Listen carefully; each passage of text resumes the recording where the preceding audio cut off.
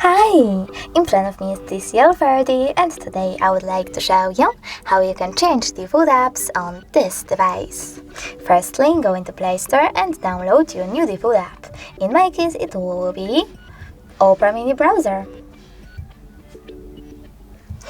You don't have to open it, just wait for it to download and click on Home button.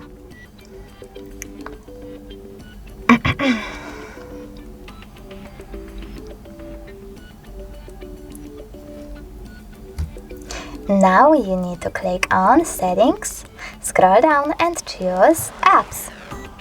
Over here.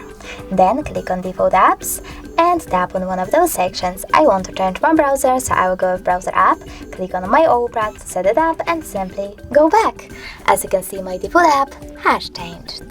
Thanks so much for watching. If you enjoyed this video, leave a like, comment and definitely subscribe. Bye!